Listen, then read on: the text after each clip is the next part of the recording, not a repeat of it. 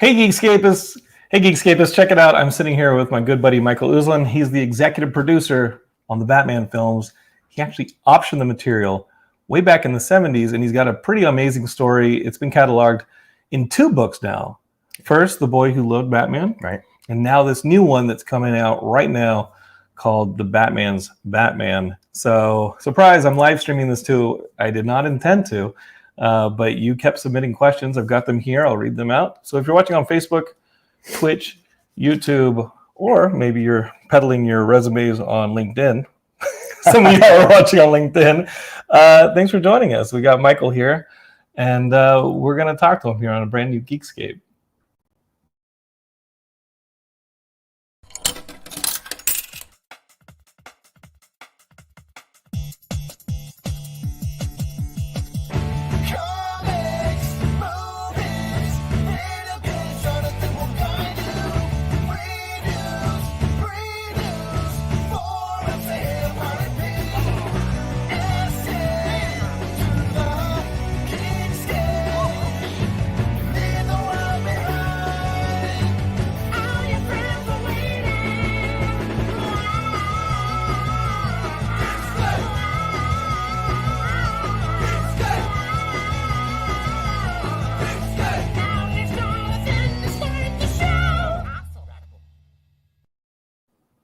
Hey Geekscapists, welcome back to the show. I hope you've enjoyed the podcast over the last, 15 years we've been talking to people on this podcast. One of the people I've met in making the show is Michael Uslan, who... Hi, everybody. We first met on a comics panel at like LA Comic Con. And I think Boy Who Loved Batman, your first book, had just come out. That sounds about right. I've been at every Comic-Con, at least one of the big ones, whether it's New York or San Diego, every single year since the first Comic-Con around 1964, and with an asterisk for the COVID year that wasn't for any of the big Comic-Cons. But I'm closing in on my 60th annual Comic-Con. We have had a booth, Geekscape, at San Diego Comic-Con since 2010. We finally got off that wait list after a few years. And we paid for 2020. It obviously didn't happen. They moved our payment up to 2021.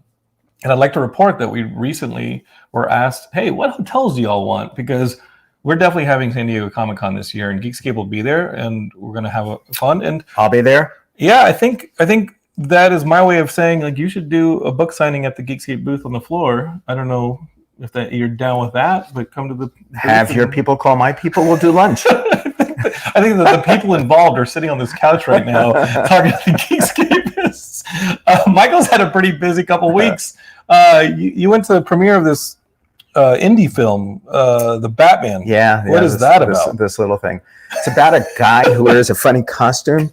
And yeah, Batman has been part of my life since I was 5 years old. At first, I was a little bit scared. So Superman was a lot more comfortable.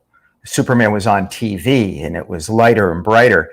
And it really wasn't until I was a far more mature and sophisticated 7 years old that I really began to sink my teeth into Batman comics. Mm-hmm. But that was it for me. When I discovered that there was a superhero with no superpowers, unlike Superman or the Hulk or any of the other ones, really, I just began to completely identify with this character. And by the time I was 8, I believed I could be him. All it took was study really hard, work out really hard, and get my dad to buy me a cool car. It was a done deal. Yeah, well, the billions of dollars, I think, plays into that.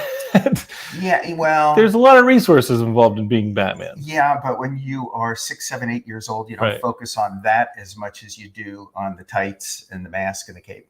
Yeah, I think that we all ran around in Batman masks or Spider-Man outfits as kids, and reading your books, Boy Who Loved Batman, like that one was one that I think you gave me at LACC. I know because I think you signed it, and I just remember. I'm sorry, it just these things are popping up like your comments, and they're distracting. But I have your questions right here, Geekscapists.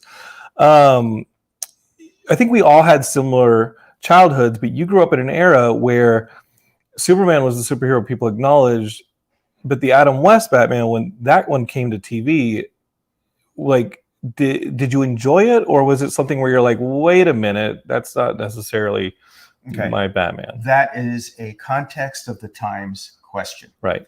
So I'm going to take you all back to a very cold night in January 1966. I had been waiting for this thing for months, and the anticipation was beyond comprehension. It was incredible. You have to understand that up to that point on time on television, we comic book fans had Superman. We had about one season of Sheena, Queen of the Jungle. And that was about it. But you had the serials, like you had Lone Ranger earlier. I mean, this is before you, but you had the Tarzan serials. Stop. Those are not comic book characters. Right. Those are pulp characters. Lone Ranger or radio characters also. Right. Lone Ranger. There was Terry and the Pirates was on Steve Canyon that came out of comic strips, but not hardcore comic book properties. So this was something really, really big. And then finally the night came, it comes on TV. I'm downstairs in my den and I'm so excited. And what happened was I was virtually simultaneously thrilled and horrified by what I was seeing. Because as it started, I see the animation. I go, all right, that's cool. That kind of looks like Bob Kane, Jerry Robinson artwork. It's in color. That was a bonus in 1966. The sets, somebody was spending a lot of money for these sets, and the car was really cool. Yeah. The car was cool. It was about 20 minutes in when it hit me. This is a comedy. Oh my God, the world is laughing at Batman. They're making a joke out of Batman. And that killed me. And it killed me for several reasons. Number one, by 1966, I was already a hardcore fan. I was a member of very early forming comic book fandom and subscribed to the different fanzines. And at age 13, I started writing for the fanzines. So I lived within an hour of New York City.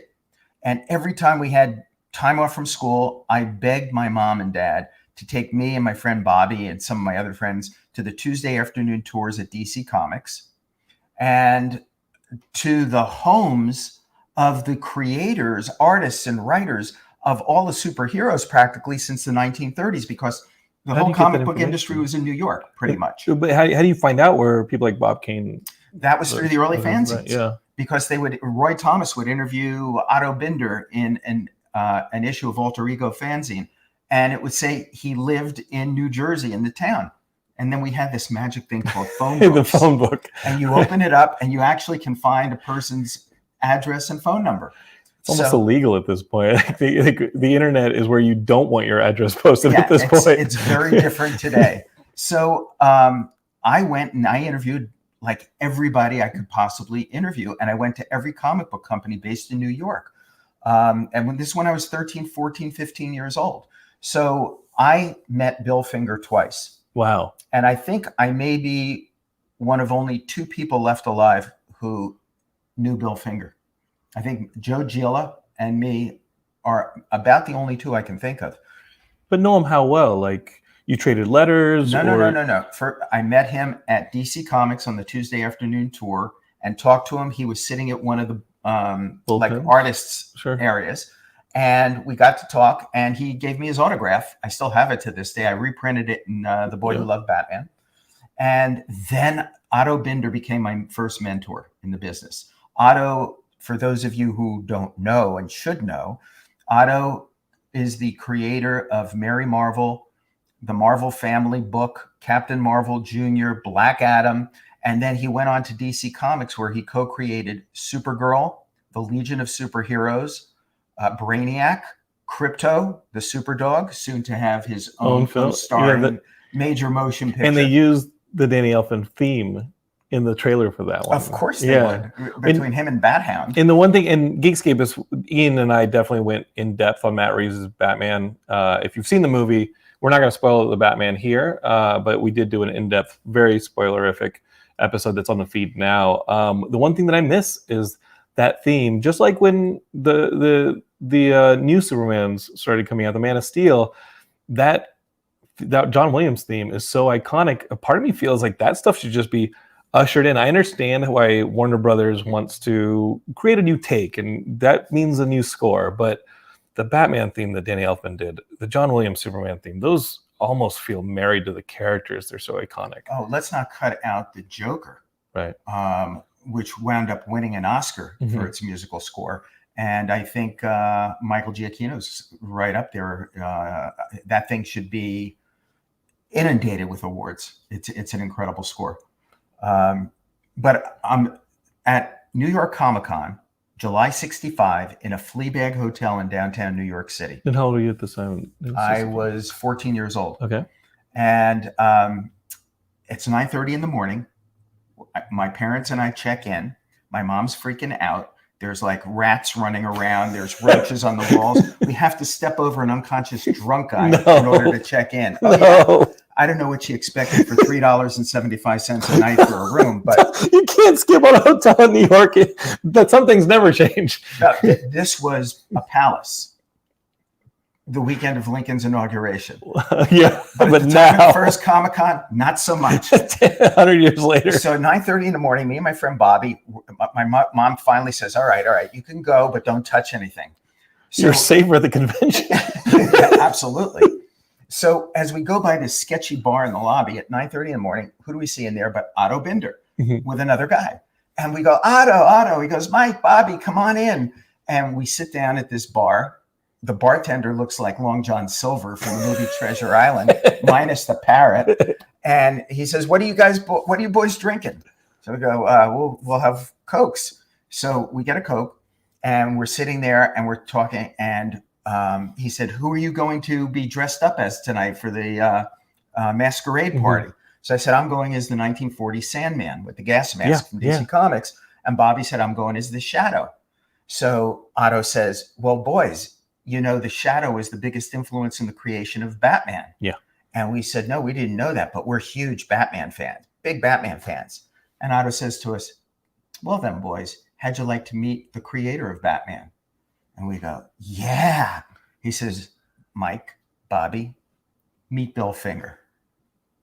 And I wound up sitting in a sketchy bar in New York at age 14 with Bill Finger drinking whatever he and Otto were drinking. And during that conversation at that bar, Bill told us the story of the creation of Batman, straight from the horse's mouth. And he admitted, like, he was a big pulp guy. And I always felt like Batman is more reminiscent of the pulp characters than he is of an actual superhero. Well, right? Like, he belongs in the Justice League because he's the brain of that operation. But he has a lot in common with the Shadow and the Phantom and those powerless, you know, billionaires who then go out and fight crime and clean up the streets. More than a lot in common. Yeah. You may or may not know that Tony Tollin discovered in the Shadow pulp, November 1936, Partners of Peril, Bill and Bob ripped off the story for Detective Number 27, Case of the Chemical Syndicate. It's a ripoff. Right. Complete ripoff. And the spot illustrations from the pulp, Bob swiped and made changes and used the same illustrations in the first Batman story. So the first Batman story is basically just a ripoff of a Shadow story. Yeah. Now, Bill always said that he was directly inspired by or influenced by the Shadow. But a little more than that. It was a little bit more than that. But yeah, but one more thing. No. Before anyone blames Bill for anything. You got to remember at the time, these guys never thought their work was going to be remembered. They thought they were writing stuff that's akin to yesterday's newspaper and would just be gone with the wind. That there was no permanence to this. And it was a matter of how quickly could we turn the work out, because this was the Depression. Yeah. And their job, number one, was to bring in food for themselves and their families and get a roof over their heads. Nothing else mattered so much. So you got to look back at the times. You hear horrible stories about, you know, later on, you know, in the 60s, maybe later, you have creators like maybe it's Kane or Finger, and they're in the Marvel offices, like emptying, like working as emptying waste bins and things like that. Have you heard these stories of how the treatment was for some of these older creators who really like created the entire medium? A lot of those stories are jumbled. I think the story you're really talking about is what happened to Jerry Siegel. That was it. The co-creator of Superman. That's Jerry the story. Wound up living in Los Angeles, and he was working in the mailroom of a company here in Los Angeles. And they had no idea that the old guy who was delivering the mail was the creator of Superman. And that just seems wrong. Wrong on every level. Wrong on every level. My old screenwriting teacher, Jerry Cass, has a story when he was in his 20s coming out to LA, and he goes to the dentist, and his dentist says, "Hey, Jerry, you're a writer. There's somebody I want you to meet." And he introduces him to a patient of his coming off of the chair, and he's an older dude, and he has a German accent. He says, "Nice to meet you." And he says, "What's your name?" He goes, "I'm Fritz Lang." And Jerry's just taken aback that this guy who directed Metropolis and M and all these really influential silent era films. Well, M's arguably not a silent era film, right? And he said, "What are you up to today?" And Fritz Lang's like, "I'm trying to get hired. I'm trying to find work." And it's kind of scary. And as a young person, you're in your 20s now, in the 70s, this story of like getting Batman, we can talk about the new book, Batman's Batman, and what it means of being the one person that was defending Batman against all of the people in the 70s and early 80s who wanted to turn Batman back into the Biff Bam Pow Batman to put it on screen. I mean, at what point did you just want to say, like, you know what, forget it, we'll go with you guys and we'll throw a bunch of ampersands and things up on the screen and we'll give the goofy Batman? No. I know. That's why you were the Batman's Batman. There were two missions that I took on. One was and let's go back to the night in 1966. So I'm watching the show. I'm horrified that the world's laughing at Batman. And in our family basement den, at the end of that show, I made a vow. Like, you can hear the music. Like young Bruce Wayne. Yeah, you can hear the music. Except he made his vow over the bloodied bodies of his parents, and my parents were safe upstairs in the kitchen. That said, I said, somehow, someday, I'm going to show the world the true Batman. The Batman that Bill told me was created in 1939 to be a creature of the night, stalking deeply disturbed villains in the shadows. And I will find a way to erase from the collective consciousness of the world culture these three new words, pow, zap, and wham, which we started seeing everywhere. I saw it in my dreams and nightmares. Yeah. To the point, finally, in 1989, we make the first dark and serious Batman movie. And if you go back and look at a lot of the reviews, even the reviews of Frank Miller's Dark Knight Returns graphic novel, they typically started pow, zap, and wham, Batman turned serious. It's condescending, but before that, you already had like Neil Adams and Denny O'Neil and all these people doing serious subject matter in the 70s with Batman. You knew about it, and I knew about it. But the world at large did not know about it. The only image the entire world had, and that's the non-American comic book reading planet, was the pow, zap, wham, pot-bellied funny guy from the 60s. But the mid-80s, like by the time you got that movie, I mean, you saw this stuff. And I want to talk about that 1979 early 80s script that you co-wrote, where it was about Batman returning, a middle-aged Batman returning, because you saw this stuff before Dark Knight Returns. You saw it before Death in the Family, these mid-80 huge things. But were you influenced by like the Denny O'Neil stuff where suddenly Speedy has a drug addiction, and maybe Marvel influences you? You talk in the book about how Stan Lee's one of your heroes and the realism of the Marvel characters, or the grounding of the Marvel characters.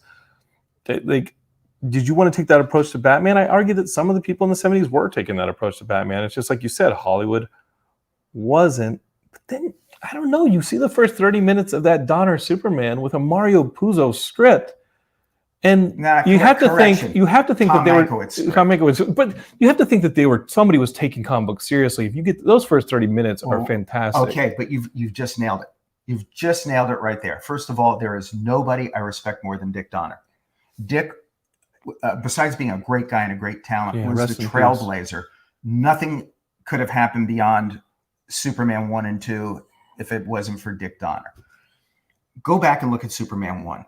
The Krypton scene. It's perfect. Serious. Incredibly economic. The Smallville scene.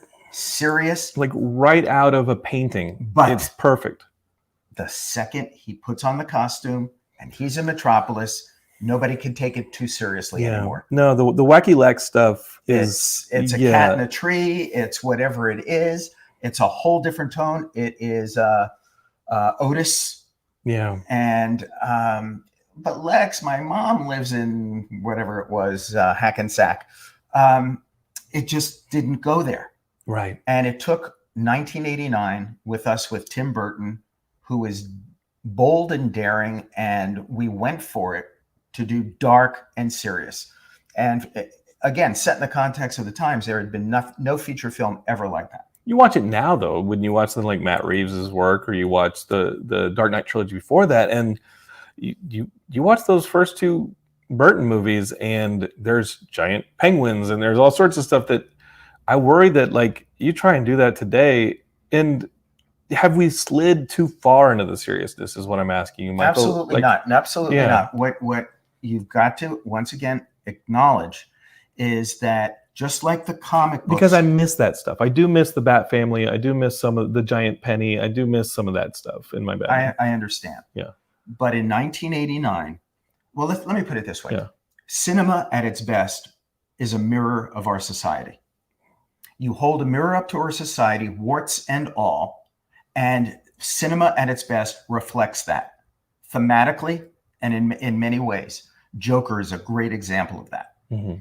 So in 1989, what was Batman? What was the Joker? What were comic books and superheroes? Well, let me tell you, in 1989, by and large, we were living in a black and white world of good versus evil. The Joker was the clown prince of crime.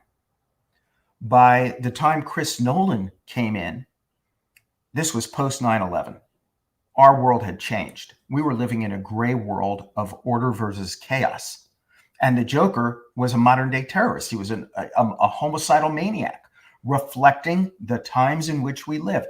Think for a second thematically about that scene that Chris did where you have people on two ships. The boats, yeah. And you've got a button and you have to make a moral decision. Do you press the button to save your skin and blow up everybody else on the other boat, or do you not? And the one comment that I've heard back from over the years, more than anything else on the Dark Knight trilogy, has been, Mr. Uslan, in the darkness of that theater, sitting there, I was forced to look inside my own soul and think, what would I actually do? So what do you do when you have to make a moral choice and the possibilities are bad or worse? Right. And people were coming to conclusions.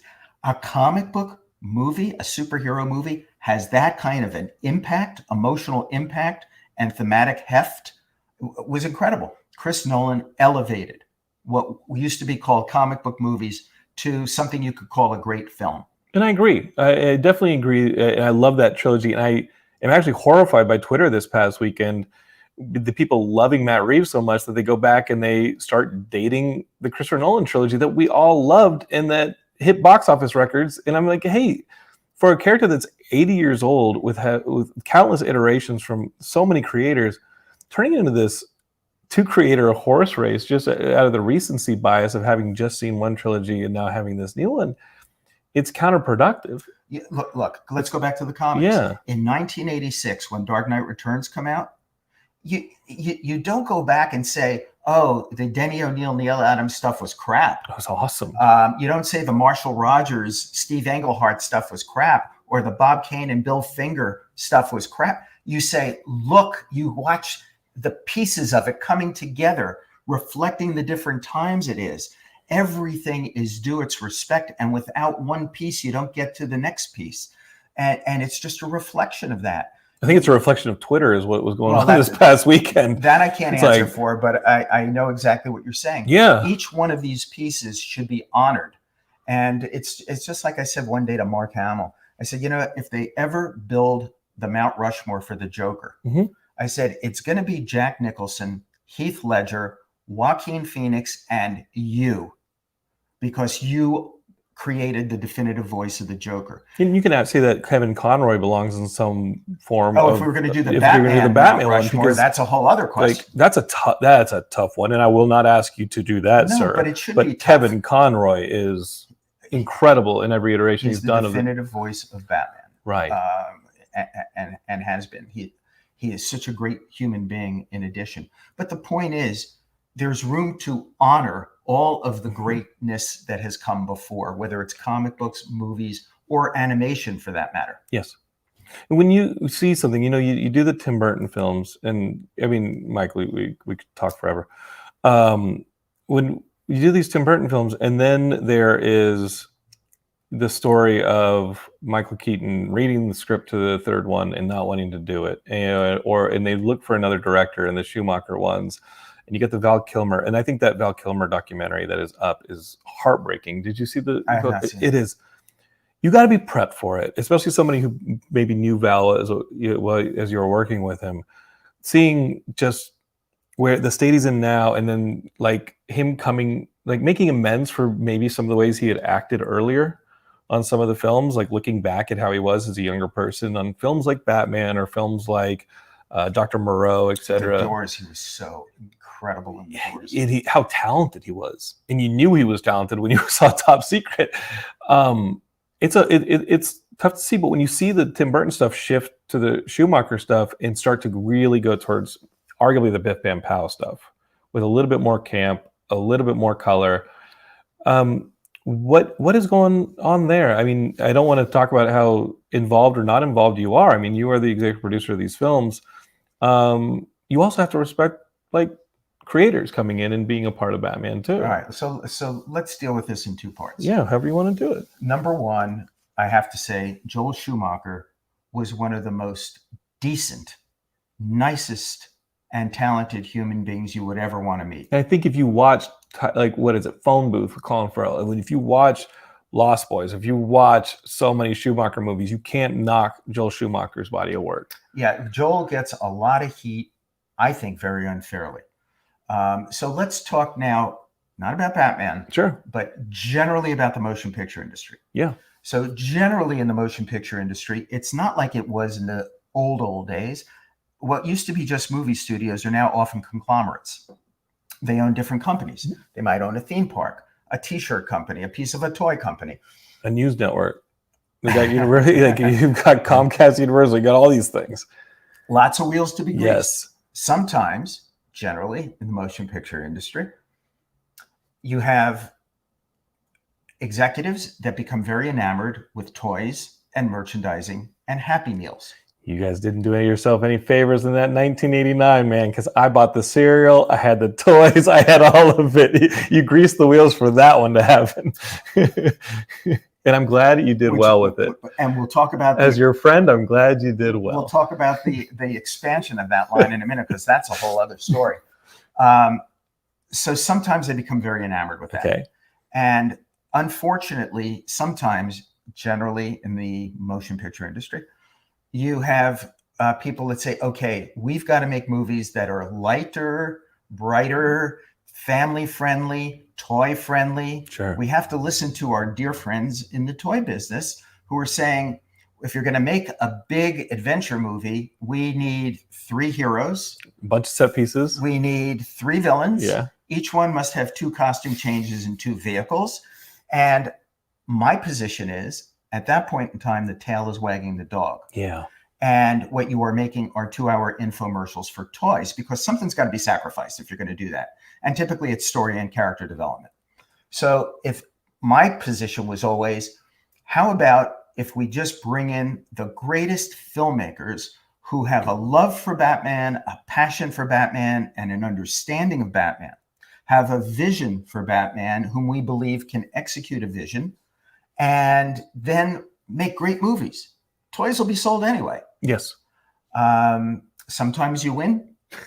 Sometimes you lose the arguments. Yeah.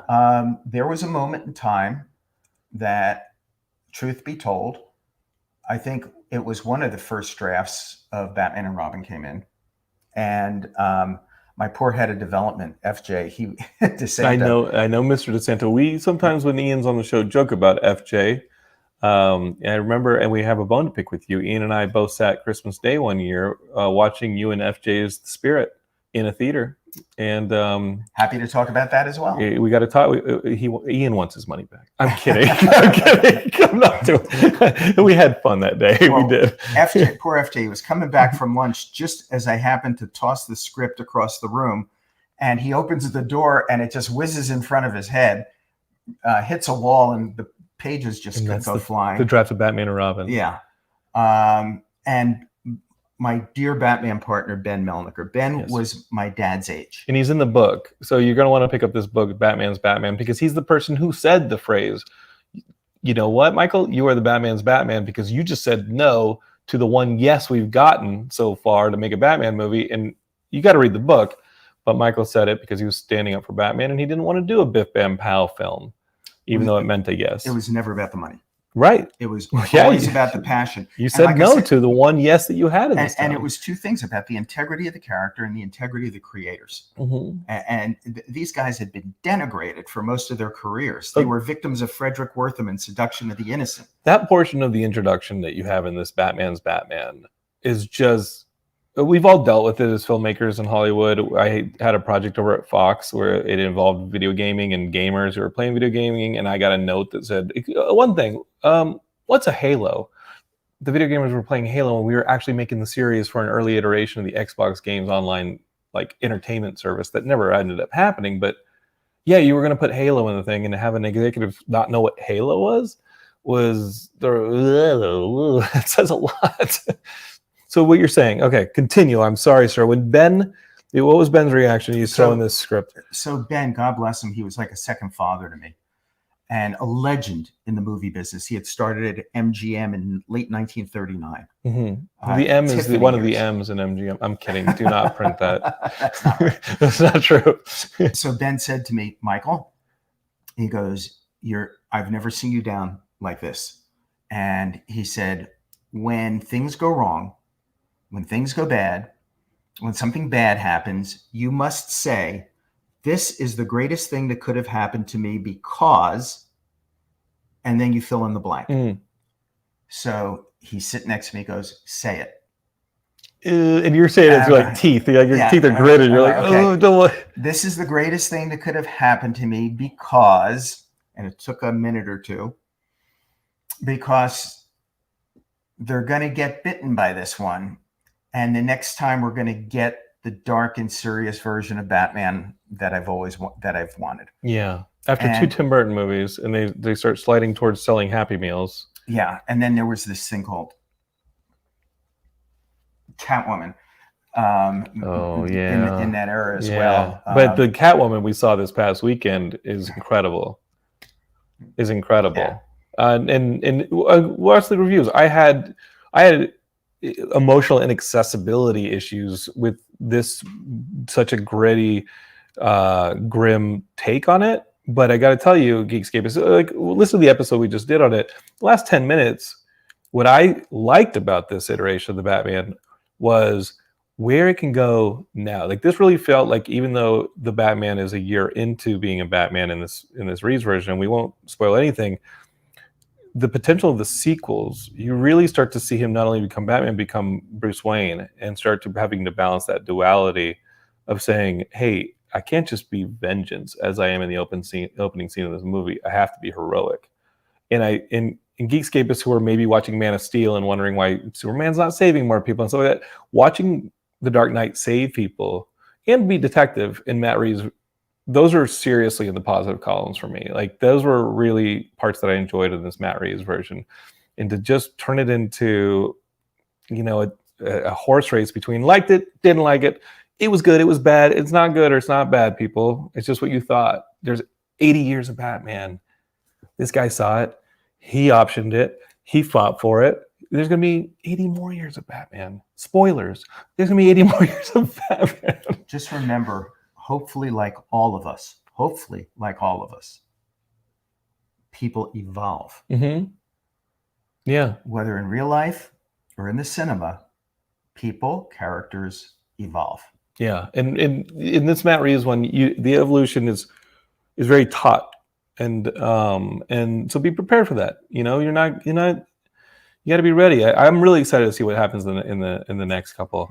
Daniel Greenbaum's on Facebook, and he says, hey, love the Batman. Really enjoyed the cerebral take on Batman. Aspects of it reminded me a lot of Batman Year One, were there any specific Batman runs that inspired this film? I mean, obviously, like Long Halloween and the Jeff Loeb, Tim Sale stuff. Yeah, but... I think that Matt Reeves has, pretty much gone public. Dylan Clark with a lot of the things. Batman Year One, Batman Year Two, Mhm. Ego, Hush, Long Halloween, were all influences. And oh my God, I even remember when I was a little kid, there was a character called the Zodiac Master. Mhm. Better left forgotten, I might add.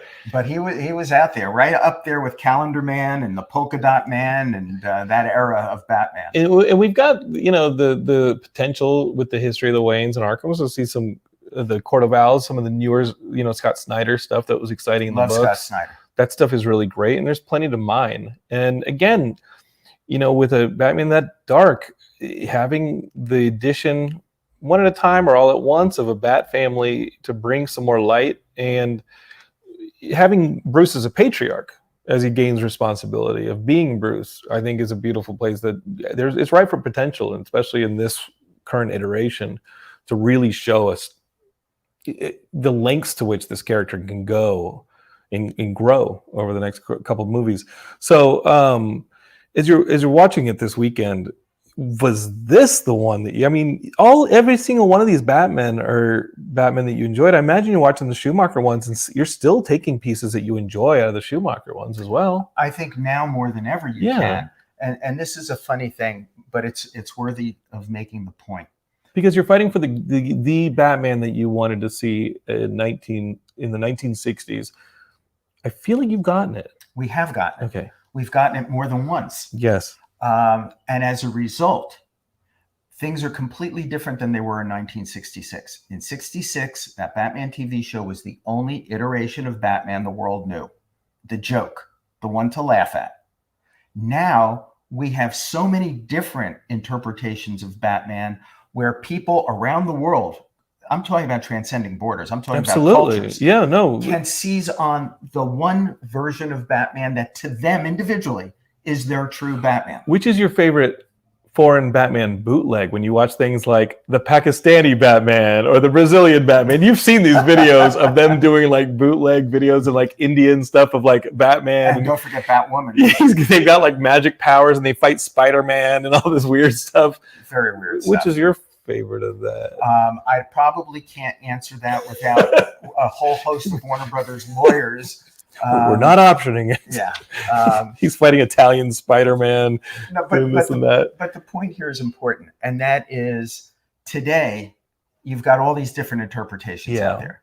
You've got the Burton Batman, the Schumacher Batman, the Nolan Batman, the Phillips Joker. The Lego Batman. My Batman. Personal favorite on-screen Batman is Lego, because I got my Bat family. I got him in the context of the Justice League and the DC universe. And Bruce, he's kind of weird. And you're not laughing at him, you're laughing with him. It's different. I loved it. It is different. I love those Lego Batmans. Absolutely love it. Is it okay for me to say that's my favorite Batman? Yeah. It was Keaton before that, but that Will Arnett one again come November. I can't. And I feel like we'll see with Flashpoint. We'll see with the Batwoman. Is it a Batgirl movie? It's a Batwoman movie. Batgirl movie. Like seeing him take on a patriarchal older Batman style. Like people have been asking for that kind of stuff. I think it's going to be awesome. It is going to be awesome. And the wrap up to that is that so now I embrace the 1966 Batman TV show. I embrace the animated movie Batman meets Scooby-Doo, Batman Brave and Bold. I embrace the Schumacher works as works that can be given to children or young people who can, but through those means can be indoctrinated first initially into the world of Batman. And then as they grow up, they can move on up to the movie versions, the video game versions, Batman the Animated Series. And now you've got like your starter set for younger kids. And it's not the only iterations that are out there. I kind of wish we'd gotten that Jack Black Green Lantern movie. Do you remember the rumors of that thing? You should read about my Green Lantern movie that wasn't, which is in Batman's Batman, my new book. Hey, listen, I just got that book last week. Like, I will read it. I mean, I know my buddy Ralph Oppel was talking to me over the weekend on Twitter, and he's a big Green Lantern fan, and he's still waiting for that version that he wants on screen. I definitely bought the Blu-ray to the last one, Ryan Reynolds, because I got a Batman skin for Arkham City on it if I bought the Blu-ray. So I do own it. Yeah, we're getting all these iterations. I want to go back to your story, though. Did you watch Licorice Pizza in the Bradley Cooper, Sure. John Peters? Like, you know John, or knew John Peters, because he was integral to you getting this material, the Batman option, done so you could put it on screen. He and Peter Guber, they're a part of this process. We were talking. My good buddy Jim Pogranelli gave me notes from what book was it? This is Glenn Weldon's book, Cape Crusade, and you talk a bit in that book, and Glenn talks a bit about that journey you went on with John Peters and with Peter Guber to get this thing on screen, this 10-year plus journey. When you watch Licorice Pizza and see Bradley Cooper acting like John Peters, who's going to play you in the movie? When somebody does a version of Michael Uslan on screen? Jason Sudeikis. Not bad. Not bad. I mean, when you're watching this is somebody or knew like 40 years ago, and you're watching this from 40 years ago, plus, what are you thinking watching Licorice Pizza and the Bradley Cooper stuff? So how about them Mets? I'm sorry. Okay. What do you think? Yeah, I'm waiting to see when the spring training is going to finally begin. It ain't going to happen. God, I don't know about the MLB. I did love Licorice Pizza. I thought that sequence was crazy. Okay, so you got to read this book, The Batman's Batman. I'm clearly working my way through it, but just navigating the frustrations of Hollywood and trying to make sure that you don't let go of the rope on something you cared about for so long. It can be frustrating. One thing that you did put in the book is this concept of the 13 P's of producing. Like, can you talk a little bit about the 13 P's of producing? Because they kind of make this, they create the spine and structure of this book. Yeah, absolutely. What is a producer?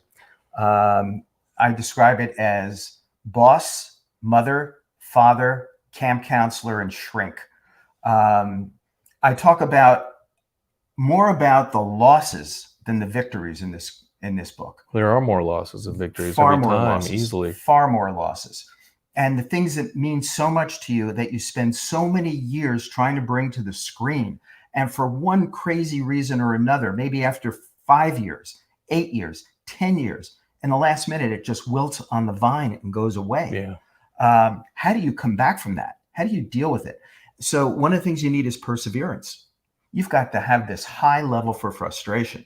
And as I learned the hard way, I thought producing was going to be a war. And every day I would go out to battle and fight for my projects. It's not. It's a siege. It's a siege in which you have to survive what we call development hell. And you have to dig a foxhole, and you have to put on a helmet and hunker down. And the most important decision you can make is, who do you allow in that foxhole to watch your back? Yeah, because you got to split the pie with people who you bring in who you have to get the heck out of your foxhole. You have to start paying them to go away. That's a big thing. That's a horrible thing. Yeah. You need another P, passion. Yeah. If you don't have passion, you're toast. You're absolute toast. This whole industry, producing, the whole industry is based on three things: passion, your ability to persevere, and storytelling. That's it. That's the whole thing in a nutshell. So when I used to be a camp counselor, I was a junior counselor at a day camp when I was starting at age 14. And then I became a senior counselor. I had 31 boys who were 4 and 5 years old. And it was my job to keep them seated at the table after lunch for a half an hour before we took them in swimming. Now, I challenge anybody. Your stomach will turn. I challenge your mothers and your wives. How do you keep 31 4 and 5 year old boys seated for half an hour? Handcuffs and lots of rope. No. Oh, sorry. You tell them interactive Batman stories. That's a much better idea. Let's go with that. And it keeps them rooted, but you've got to know how to communicate with them, and your eyes have got to be wide, and you've got to be passionate about it. And then when you see their attention beginning to wane, you got to get in their face and pull them back in. So when I go to pitch right now, for many people, pitching is a terrifying experience. I think it's fun.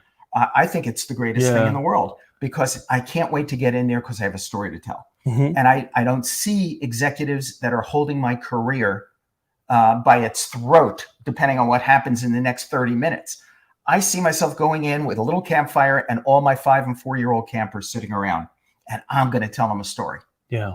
You got to be able to communicate your passion. And connect with them a bit. That's exactly it. When I walk into a pitch, and I tell this to people, the first thing I do when I walk in, I'm also like the equalizer who like sets his watch and like sees everything in the room. I'm looking for either personal effects about families, we can talk about family, or I'm looking for basketball stuff where I can start talking basketball because I love talking basketball. And I'm suddenly a fan of their favorite team when I find out who that favorite team is, because it just sets the stage for us to have some common ground. And then I feel comfortable that I can pitch and get to know this person and relate to them on what their values are. The industry term for this, yeah. It's a technical term. It's called the schmooze. Yes, the schmooze, baby. 5 to 7 minutes. You've got that amount of time to find a way to bond with the people that you are meeting with for the first time. Do you use baseball in that schmooze? Because you're a big baseball fan. Sometimes I do. I usually start out, there's a few questions. I can find a bond with almost anybody in about 5 questions. Yeah. And it's like, oh, where are you from originally? Yeah. Where'd you go to school? Those are 2 good ones. Those are go-tos. Those are great. And you start from there, and by God, you will find a way. Case in point. Yeah. Sam Raimi. I go to meet him for the first time. When was this? Early 2000s, I want to say. Could you imagine, like, wasn't he up for director of... he was just about to start Spider-Man 3. Oh, yeah. That was when it was. Well, Sony was about to make him start. That writer strike did not do them any favors. And I mean, you look back now on what they did with the Spider-Man No Way Home, and I love that they made all of those redeemed and valid and celebrated all of them, whether you liked them or not. You know, I love that. I love the movie. But was he not up for directing The Shadow? Because what y'all did with 1989? He wasn't up for it. We were partners. Yeah. So in 1989, like y'all go out and you make this Tim Burton stuff. You really gave me. This is my childhood now. With the Batman, I remember sitting in the aisle. The place was sold out. I sat in the aisle to watch that '89 Batman opening night. But then from there, my real love, who I super love and loved having Kevin Eastman on the show, the Ninja Turtle movies that came out because of that, the Dick Tracy movies. Y'all really started that up. The Rocketeer is so damn good. My buddy John Arcudi, co-creator of The Mask, and that I love the Jim Carrey mask. And then came The Crow and Men in all Black. Of that stuff. And you can say like barbed wire. You got some barbed wire in there, and you got a couple of the ones. But Sam Raimi's The Shadow, I heard that he was up for directing The Shadow. He said he was business partners with Raimi. We were partners. Was he going to make The Shadow? Yes, absolutely. We had it set up at a studio, and we have a great first draft by Siavash Farahani, great writer. And oh man, how much time do we have? You can talk whatever you want. All right, so let me back up. Yeah. So CAA, Creative Artists Agency, calls me in. They said, Mike, we represent Sam Raimi. He is a huge, huge Shadow fan. We know you control the rights to the Shadow. We'd like to set up a meeting with you guys. And is that how you set those up at Dynamite Comics? Remember this was way I know, but you Dynamite. Got pictures in Batman's Batman of all the, and I have those Dynamite Comics issues where it's like Lone Ranger, Shadow, all that stuff. John Cassaday artwork. Yeah. Were you responsible for getting those artists? That is so smart. Nicky Barucci. Those John Cassaday and Alex Ross pieces of artwork were so nice. I had to own them. Incredible. Good calls on those. I had written The Shadow at DC Comics for Denny O'Neil. I did issue number 9 and 11. I did the first meeting, The Shadow and the Avenger, ever. Good job, Nicky. And then Nicky called me back. He said, I got the rights to The Shadow. I want you to write graphic novels and comic books. I said, I'm too busy, Nicky. I can't do it. He says, what'll it take to get you to do it? I said, okay. When I was a kid growing up, the first dramatic radio shows I heard on reruns every Sunday at Newark, New Jersey, Sunday afternoons, was The Shadow, the Green Hornet, and Lone Ranger. I said, I would love to write the first ever meeting of The Shadow and the Green Hornet. Mm-hmm. He goes, I'll call you back. 2 days later, he said, I got the rights. And I wound up writing the Shadow, Green Hornet, Dark Knights graphic novel. You're just losing your mind at that point. So 35 years after I had written The Shadow for DC Comics, I was back writing The Shadow, and I was close with Walter Gibson, the creator. It's incredible. And I got all this information from Walter, which was very helpful. And I always, whenever I write The Shadow, I pretend Walter's looking over my shoulder. The Billy Zane Phantom.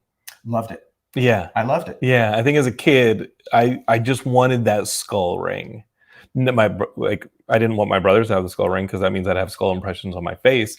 But the skull, every kid wanted that skull ring, or a Legion ring, Legion superhero ring, or a power ring. Rings were good. So tell me the Sam Raimi story. I'm sorry, I get exuberant with this That's stuff. Okay. So I go over to meet Sam Raimi, and FJ was with me. Yeah. And go over there, and we sit down, and we're doing the schmooze. And he said to me, Uslan. It's a very unusual name. I said, yeah, I know it is. He said, are you related to a Dr. Paul Uslan, an eye doctor in Ann Arbor, Michigan? I said, that's my brother. Where Raimi's from, yeah. Yeah, I go, where did he come to my brother? He goes, well, when I was growing up, my mom used to take us into Ann Arbor to get our glasses and our eyes examined from Dr. Uslan. I go, oh, that's my insane. God. I That's pick up my insane. cell phone. I call my brother right there sitting with Sam. Paul, does the name Sam Raimi ring a bell? He goes, oh, sure. I took care of the whole family. A very nice boy. He goes, whatever happened to that kid? I said, I'm sitting here with the kid. That was number one. Number two, I start to talk with Sam. I said, Sam, is your vision for the Shadow the pulp magazine version, the radio show version, or some hybrid? And he said, well, actually, Michael, my biggest influence was the comic book. So I was a huge Shadow comic book fan. I said, well, like what from the comic books? And he starts to talk. And I go, wait a minute.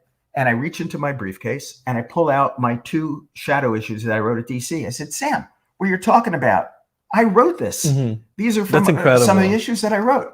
He goes, Michael, do you know you do know we already met? And I was embarrassed. I said, no, Sam, I'm sorry, I don't. He goes, do you remember speaking at Indianapolis Comic-Con in 1972? I said, well, wait a minute. I said, yeah, that was the first Comic-Con I was ever invited to speak to as a professional. I just started writing The Shadow, and I was about to start writing Detective Comics. And he said, when I read in a fanzine that you were going to be speaking about The Shadow in Indianapolis, I begged my folks. They drove me to Indianapolis. I was in the room listening to you give your first Comic-Con talk. That's incredible. And he said, afterwards, I came up to you. He said, you talked to me for 20 minutes as if I was the only person in the room. He said, you signed my comics. He goes, I followed your whole career. I have all your stuff. Let's do this together. How did he not end up with directing on the Shadow? Like what? It's in the book. I'm sorry. So imagine this. You've got a great script. You've got Sam Raimi, and you've got some executive. And is Sam coming off of Universal's work with Army of Darkness there? With Darkman? No. Is he coming off of Darkman or is he coming off of Army of Darkness? It would have been Army of Darkness because Darkman was in the past, and that was his homage to the Shadow. That was his. In that, I feel like that was his swing at the bat of doing a comic book film. Yeah. So one of the guys at the studio says, "Well, guys, great script, but period pieces don't sell." Get out of here. Everybody in the industry knows period pieces don't sell. I hate all the stupid reasons for people to say no. This is just garbage. This is true about the industry. Nothing works until it works. Right. And then they think you're a genius. And it's like, well, that could have been you, dummy. For years, they were telling you can't do female-driven movies. People don't go to see them. You can't do this, you can't do this, and then something hits, and then all of a sudden it's fine. So I said, well, wait a minute. What about Titanic? And he goes, well, that's different. I go, why is that different? He said, that's history. I said, all right. What about Indiana Jones? He says, that's different. I go, why is that different? He says, well, that's Spielberg. It's one thing or another with these people. Yeah. So then Captain America, the First Avenger, opens up. I call him. He goes, hi. I said, hi. What about Captain America? And I hung up the phone. Yeah. It was just. Well, that's Joe Johnson. It's like, stop with this. Yeah. You know, that was the era. That was a moment, and it killed us. And Joe Johnson doing his, like that Rocketeer movie. I loved it. I awesome. loved everything about it. That Rocketeer movie is awesome that Joe Johnson does. And I don't think we talk about the Rocketeer movie as much as we should. We could have had a Shadow movie that was basically the pulp version with some alterations through the DC Comics series. Sure. You know, we would have had the Kent Allard stuff. We had the agents treated the right way. We did not go with Shawan Khan as the villain. We went with Mr. Remorse, Benedict Stark, the Prince of Evil. Wow. And man, you know, and we knew where we needed to go in the next draft to nail it. But that was it. Decisions get made between drafts, and it like, how much do you want to fight for that stuff as years of your life are like going by, and you see opportunities and you've got windows to things. And sometimes, like, if there's a time when you thought that you should have taken a left in retrospect, but you took a right, like, which is the one that burns sometimes? At the end of the day, ye who control the money control the final decision-making process. And that's the way it is. Yeah. The idea that Sam Raimi shadow got away from us, who knows? But you know what? Like, Sam laid a lot of the framework for what became the Marvel Universe with that Spider-Man stuff. It was phenomenal. And seeing him come back to it with this Doctor Strange movie, I think that people are super stoked for this Doctor Strange thing. And obviously that was set with the multiverse and all this stuff. This is the golden age of geekdom, wouldn't you say? Because we've seen a few golden ages of geekdom. You and Tim Burton were responsible for one of them. You're talking to a total Steve Ditko fanatic. Yeah. I have saved every one of my Steve Ditko Spider-Man run and every one of my Steve Ditko Doctor Strange runs. I pore over them. I have since I was a little kid. Absolutely incredible work. And the fact that it's Spider-Man and Doctor Strange leading the charge cinematically, that's pretty cool. It's pretty awesome. And these, Doctor Strange is a character that people were neither here nor there on 15 years ago.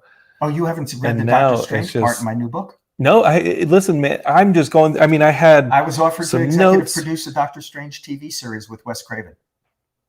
Marvel was crazy with those rights back in the day. They're throwing them here and there. That would have been cool, though. That would have been cool. Wes, I love Wes Craven. Wes was a dear, dear friend and a creative, brilliant creative man. And he said, okay, I don't know really anything about Doctor Strange. You roll up the sleeves on that one. Yeah. So I said, okay, here's season 1. Here's The Hunter and the Hunted, which was the early Doctor Strange versus Baron Mordo. And what network would have gone with that?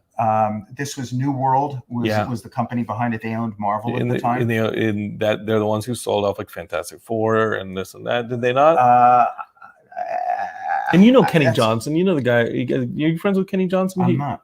He used to show run Incredible Hulk over at a little bit before my time. We should connect you with Kenny Johnson because he's got great stories, the Incredible Hulk stuff and stories like this. Yeah. I'd love to meet him. Kenny's awesome. And he lives right up in, I think he lives in Tarzana. He's a writer like yourself. He writes books now. There's a whole thing about Tarzana today. So continue, please. So season 1 would have been that real early stuff of Baron Mordo versus Doctor Strange and Doctor Strange on the run. At the end of season 1, we had him meet the dreaded Dormammu. Yeah. Then season 2 was that with the introduction of Nightmare. Yes. And then it would ultimately wind up by season 4 into the Steve Englehart, Frank Bruner stuff where Doctor Strange meets God. Mm-hmm. It got really hippie dippy. That stuff, I was like, yo, you Marvel creators are definitely hitting the wacky tobacco over in the bullpen during the 70s. Yeah. To the strains of Iron Butterflies in a God. Some of that stuff in the 70s, Doctor Strange, and like Silver Surfer, like you can just see it. But we didn't have to have him actually meet God. We would have brought in the character Eternity. And he would have subbed. And that's where we would have gone. I feel like Marvel's going to ultimately start bringing in those in Eternals, whatever you thought of Eternals, this and that. But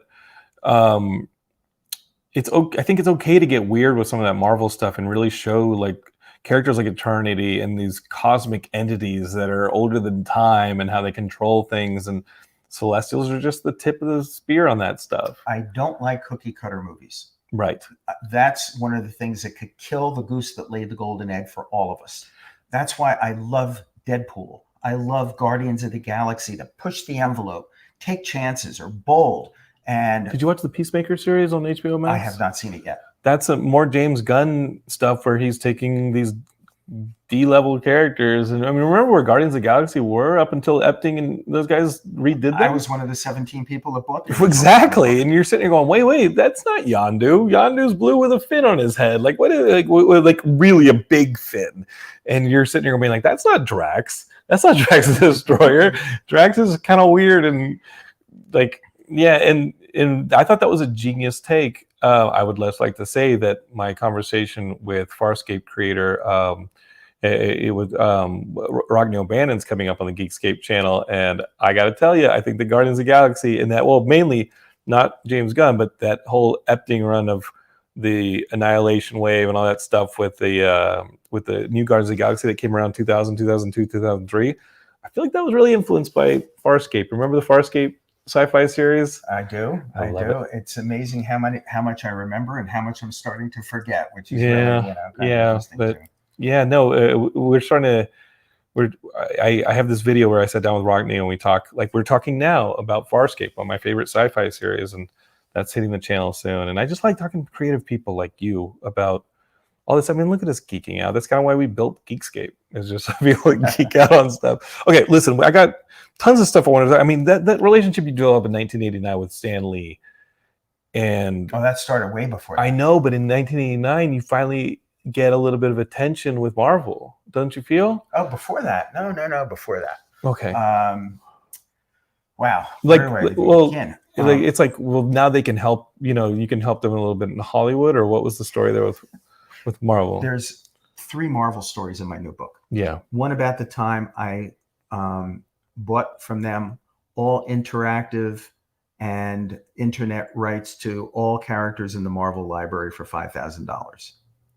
There was that one. They're just trying to keep the lights on over there. Like, what's going on? No, but there's a whole. I know. Again, it's a context of the time thing. I was one of the only producers who began working in the early '80s in interactive video discs. That's cool. That's cool. And it was about to bring them into that brave new world of tech. Like the Dragon's Lair game that they did over there. Remember that game? Yeah, sure. No, this was when Pioneer and RCA Video Productions. One had laser discs. Yeah, and that's the Dragon's Lair game. And one played with a stylus. And then Dragon's Lair was the first arcade version that came out. And Mad Dog McCree on the video stuff later on. And then it was, what was the one with the bombs that just keep dropping on the arcade game? Yeah, sure. I can't even remember all the names. And then the Star Wars first video game came out. It's all just lines for the most part. Yeah, everything was lines. Super cool, lines though. And dots. Mm-hmm. But that was the world we were living in. Mm-hmm. I tried to buy Marvel. When it went bankrupt the second time, I had an opportunity to buy it for $95 million. Before Toy Biz bought it? Right before then. That whole story is documented in my book. The Toy Biz stuff is nuts, and how they got around the income tax from China by making the mutants dolls. And they said, oh, mutants aren't humans, because I think there was a higher import tax for G.I. Joe human figures than there were for teddy bears. And to avoid it, Marvel's lawyers were like, the mutants are not actually human, so we're going to put them under the import tax of like teddy bears. Those are technically teddy bears, just so they can pay less on the import tax on the toys being made in China. Well, we can talk about toys, the Batman toys. I got a call from Kenner, which we're doing our Batman toys. Yeah. This was after the first movie. And they said, Michael, we've got a big problem. Can you be in Cincinnati for a big meeting with us tomorrow morning? We really need you. I said, yeah, what's the problem? He said, we have this great idea for a new line of toys that would make, he said, we can't do what we did in '89 with one Batman figure and one Joker figure. We need a whole line of we need to have like Ice Batman and he said Repelling Batman. We've got a red Batman now, a green one, a gold one, a silver one, a white one. And DC Comics just turned us down. And they said it violates your contract that you made with them, because you have to show everything depicted the way they're depicted in the comic books. Otherwise, you're exploiting it. You can't do it. Right. So I said, okay, I'll be there. Next morning, show up. They bring me the prototypes for all these toys. They're wonderful. And he said, everything we're going to do is banked on this. And they said, no. Is there anything we could possibly do? I said, of course. He said, you have no problem here. And they look at me and they go, what do you mean we have no problem? And I was prepared.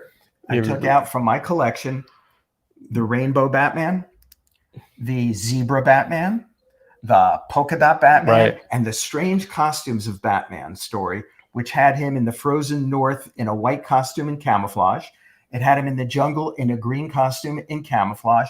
And I go, there you are, boys. And this was a problem created by the toy company or by DC? Well, the problem was by DC, because DC told them no. But DC didn't know their own product at that point. There's a lot of Batman stories. That was incidental, a couple of incidental stories. But according to my contract I had with them, they had to be proven on the page. In the comic books. Well, there you go. DC's was focused on the gray and the blue costume.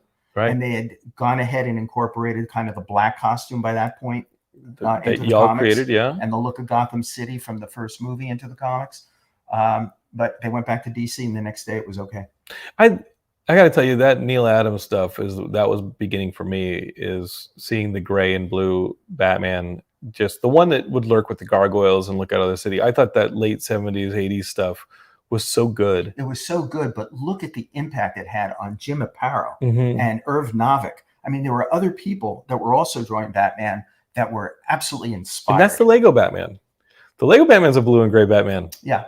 He's wearing the blue and gray. Yeah. That's my Batman. Since the Civil War, I have had no trouble with blue and gray. Yeah, jeez. Okay, so I have so much, but we'll just catch up another time. Like, I can't keep you here. I talked to you about the Dynamite comics because I have a fond place in my heart for those John Cassaday and Alex Ross covers. Well, all right, let me just go from there. So I did William Goldman and Shazam. We got to talk about that. Crazy. I did the Shadow Green Hornet Mhm. Dark Knights graphic novel for Nikki at Dynamite. He said, "This is great." He goes, "I want you to do another one." I said, "Nikki, I can't. I just don't have time. I'm producing, I'm writing." He says, "What would it take to get you to come back and do another one?" I said, "Well," I said, "in 80 years, Condé Nast, Street and Smith never teamed up their three big pulp heroes in one story." I said, "If you could get the rights for me for the first time in 80 years to do the first team up of Doc Savage, the Shadow, and the Avenger, that I couldn't say no to." Yeah. 2 days later, he called me back. He goes, "I got the rights." That's incredible. So I did that. Yeah. Justice Incorporated. And then he said, "Okay, I want you to do another one." I said, "I can't. I'm too busy." He said, "What'll it take?" It's gonna take I the said, Shadow. in It's gonna 80 take Green years, Hornet. since the Depression, they split the rights. The same guy created the Green Hornet, created the Lone Ranger. Yeah. The Green Hornet was created to be the modern day urban version of the Lone Ranger. Was he a direct descendant in the books? He was the grandnephew. That's it. Of the Lone Ranger. Geekscape is, I'm about a mile wide but an inch deep on some of this stuff. Okay, but the rights were separated since the 30s. I said, if you could pull together those rights, so for the first time the Reed family saga could be told, and show how the Lone Ranger passed the torch to the Green Hornet, I would do that. Took him 10 days. Yeah, but that's so fast by Hollywood terms. Yeah. That's so fast. He goes, "I got the rights. Go do it." So I wound up doing those 3 graphic novels of Dynamite. Did you enjoy that last Lone Ranger film? I talk about it in my book. I as a big fan of, I think the General is like the Buster Keaton General is so awesome. Fabulous. That the ending of that Lone Ranger movie, which is just the General on crack, is like one of my favorite sequences, but that movie didn't do so well. And I don't know. I mean, I enjoyed it. Did you? When I saw that the General sequence on crack, I knew exactly what they were doing, and I was loving it because I think more people should watch Buster Keaton's The General. I think it's one of the best movies ever made.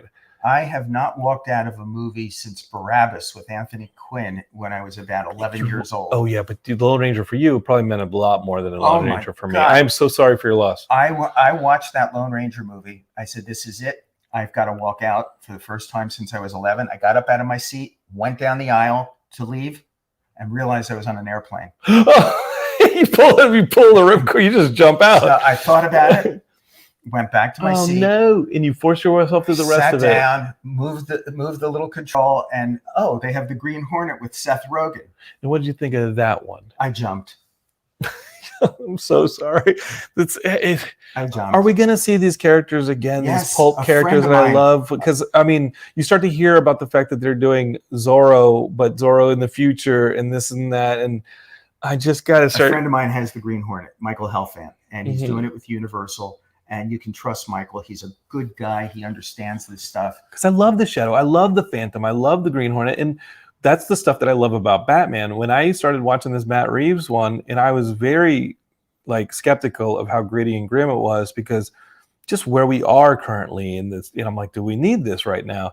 Yeah, I think a lot of people do need it, and people love this movie. So go enjoy it. When I start seeing Robert Pattinson's Batman being a detective, I was like, okay, if I needed an end to the movie, that's the end. That's what I enjoy. But then by the end of it, I started wanting him to show just that gradual turn towards being a hero. And no spoilers, Geekscape, but by the end, I was like, I want to see what the next movie is. I want to see where this goes. And I feel like because it was such a. I feel like I'm watching a clenched fist with this movie, and I'm waiting for it to open and see what's inside. Waiting for it to open. It's just so tense, and it's such a narrowly navigated film that I was like, I want to see this open up. And I started getting the promise of that in the end. That really got me into the idea that I'm going to love the next one. Oh, everybody's saying they can't wait for it. Their imaginations are sparked, thinking what it's going to be, which way it's going to go. In the HBO Max stuff, we got ourselves maybe a Penguin series, maybe a Gotham PD series. I like the Brubaker stuff and that stuff that they did with the Gotham PD in the comics. Like, was that Brubaker that wrote some of that stuff? Yeah, I believe so. I want to see some of that stuff. And I think that if you have a parallel series with, over the next couple of years, whenever they get around to doing the next Batman movie, maybe Reeves does and the movie comes back, whatever these guys do. I think that we'll be ready I think we can catch up with Bruce a couple of years later and see where he is in his evolution from what we saw at the end of this film. As long as, if you just see Teen Titans go to the movies. It's so hilarious. It's hilarious, written for and that had some Deadpool stuff in there too. It has everything. That was ripping on everything. Stanley's only cameo in Take a DC no Comics movie. prisoners on that stuff. As long as we don't get the utility belt in its own TV series, that's fine. Yeah, there's a certain point. Remember when you're a kid and you have the Oreos and you start to dip it too much, it turns soggy and it ruins the milk and the Oreo?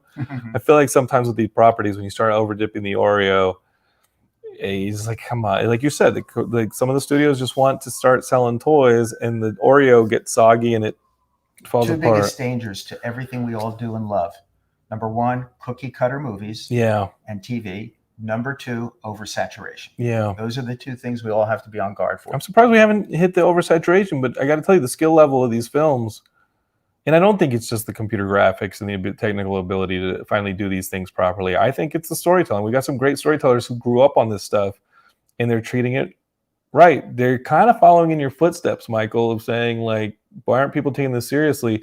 They grew up with Death in the Family. They grew up with some of these more serious, the X-Men and the stuff where it's like all about like, what is it, God man or man kills God, whatever. What was that storyline with the preacher and X-Men? And it was all about like the X-Men being like a metaphor for race and homosexuality, all this stuff. Like, we have some serious themes in these things, and we're starting to see them on screen. But we've seen them. I mean, when you think of that first X-Men movie starting in a concentration camp. When I saw that scene, I thought it was. I was like, they got it. Mm-hmm. I think this movie's gonna get it. And remember when those costumes showed up on like Ain't It Cool News? Remember when the X-Men costumes showed up on Ain't It Cool News a couple months earlier? And people were like freaking out. People were freaking out on Ain't It Cool News, and they're like, "This is gonna stink. Where's the yellow? What the hell?" And they made a joke about the yellow, and I think, like, having Bryan Singer, who's somebody who his sexuality is not in the norm at the time, and he is a minority in that sense, to do a story about minorities. When I saw that opening, and it was opening in Auschwitz or one of these concentration camps, and you see young Eric Lencher in the snow, I was like, "Yep, you got it. You nailed it. You nailed it. This isn't going to be some dumb no offense, Fox, but like you got it." They know what this movie is about, and I think it's important to know what these movies are about. It's essential. I'll never forget, end of '89, I get a call from Jim Galton, who was the president of Marvel. He says, "Michael, Joe Calamari, who is their wonderful, wonderful head of business affairs, said, Joe and I want to take you to lunch." Okay, so they take me to lunch at one of the most expensive restaurants in New York City. And they order a bottle of wine that was ridiculously expensive. And we're eating. I go, "This is great. What's going on?" Yeah. And what year is this? Late '89. Okay. They said, "This is just our thank you to you." I go, "For what?" They said, "Because of your Batman movie. It has opened the eyes of the world, the fact that comic books are actually still being published. Mm-hmm. And although candy stores have disappeared and drugstores and 7-Eleven doesn't spinner carry racks them are anymore, close behind them. that there exists now comic book stores that they can go to and find comics." He said, "Our comic sales are up 20-something% across the board." He says, "This is our thank you." Yeah, because of you, we just made this great deal with a guy named Roger Corman. Have you heard of him? But this movie's going to be great. I'm kidding. But here's one of the points. And God, my fans, I love you. I'm one of you. I've been one since I was a little kid in the 50s. I was there as fandom organized. And here's what I don't understand today. When I was growing up, I loved comic books and I loved superheroes. I read and collected everything. Marvel, I loved. DC, I loved. Dell, Mighty Comics, ACG, all these other little Classics Illustrated, Archie and Richie Rich, for God's sake. And that's just the American stuff. Yeah, just the American stuff. And I loved it and collected all of it. And I really, truly don't quite understand where the polarization has come from, that certain fans would go, oh, I love DC and I hate Marvel. Or I love Marvel and I hate DC. I just love it all. I just love it all. And that's my disconnect that I have a hard time dealing with. I think the dumbing down of the conversation to being, and we talked about it earlier when people are like, oh, Matt Reeves totally versus Christopher Nolan. And I think that is just not even part of the discussion. And I would say anybody listening to this, try and just correct any of those discussions going on and let these people understand that we are talking about stories that are going to live well beyond us, and they have lived well before us in many iterations, and that dumbing it down to a horse race is ridiculous. And it sells these characters that you're supposed to love short. There are times when I'm not as big of a fan of Crossing the Aisle to DC because my favorite creators aren't over there and the stories aren't connecting with me.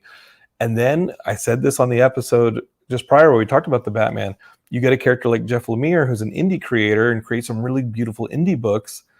And he does Robin and Batman with this amazing artwork, watercolor artwork. And it's just a 3-issue series. But suddenly I'm picking up more DC stuff. Or you get a Scott Snyder with his Court of Owls stuff. And you're just like, whoa, this is amazing. You know? In my era, like in this, going in from the 60s into the 70s, some of my favorite Silver Age into the Bronze Age writers of the time, Denny O'Neil, Marv Wolfman, Len Wein, Roy Thomas, and they're still with Steve us. Englehart, Jerry Conway. Like 17 minutes later, all those DC guys are at Marvel. Yes. And then 34 minutes later, they're back at DC. And then some are at DC and some are Marvel. You know, this May, I will have started working at DC Comics 50 years ago. 50. That's insane. And we had, in New York, we had our own little softball and volleyball league that we did among the media companies. So we had a team, Marvel had a team, and I can't tell you how many times the players just switched from side to side because it was virtually interchangeable. Y'all didn't invite Archie Comics to hang out with you? No. How dare you? Well, they weren't good afterwards. Jerry Conway came up on the episodes a little bit earlier because he'd retweeted a Punisher comment I made, and the thing went crazy online, and I just kept getting, like, my Twitter wouldn't shut off, and I just made a comment about the Punisher because a buddy of mine was one of the people when, you know, you start seeing the Punisher logo co-opted by different groups that maybe aren't so great. I'd made a comment on it, and I think Jerry was like, yeah, I agree with you. And that made me feel good because obviously people like him and Len Wein, like, we wouldn't have the Punisher, Wolverine, and all these amazing characters without them. So it's incredible, and yeah, they've done good stuff for both companies. Yeah, you know. All right, we gotta get to some of the questions that they've asked you. Yeah, I've got them here. We didn't even talk about all the different actors you looked at for that '89 Batman, which is just insane. But it's either in this book. It probably is in The Boy Who Loved Batman. It's probably in The Batman's Batman. And Jim Pugnelli helped me with some of these topics. He really loves this Glenn Weldon book, The Caped Crusade. Glenn's a pretty good writer. He's got a Superman book out too. I have to say I didn't read the book. Yeah, he did a book on Batman called The Caped Crusade, and he also did another one on Superman. Maybe I'll invite Glenn onto the show. He seems like a good dude, but I love having you here because, Michael, this is so much fun geeking out. Okay, here we go. These are from Facebook. If you guys are on the Geekscape Forever Facebook page, you've submitted questions. Maybe you have, maybe you haven't. But join the Facebook group and be part of these conversations. Tyler Jen says, there are tons of Batman-related projects that fell through for whatever reason. Which one was the white whale for you? We didn't even talk about your 1979 Return of the Batman script. Yeah, which I may have breaking news for you shortly about that. Your 1979 version? That may see the light of day momentarily. I love that DC is possibly taking some of these unproduced film properties and TV properties and turning them into comic books. If I'm getting warm, go ahead and talk about baseball.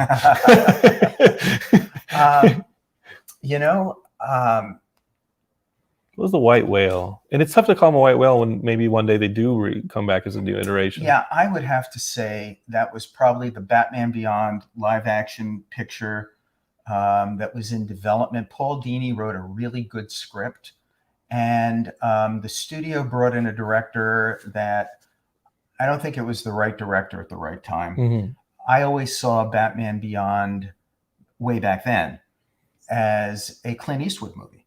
Wow. Clint Eastwood playing Bruce Wayne at 75. I feel like he was modeled after. I think in a Bruce lot of Wayne, ways. yeah. I think in a lot of ways you could argue Bruce Wayne, that. Older Bruce Wayne was kind of that Clint Eastwood groveled sort of thing. Yeah.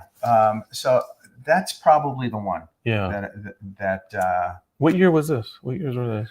It was at the same time we were developing with Wolfgang Peterson, Batman meets Superman.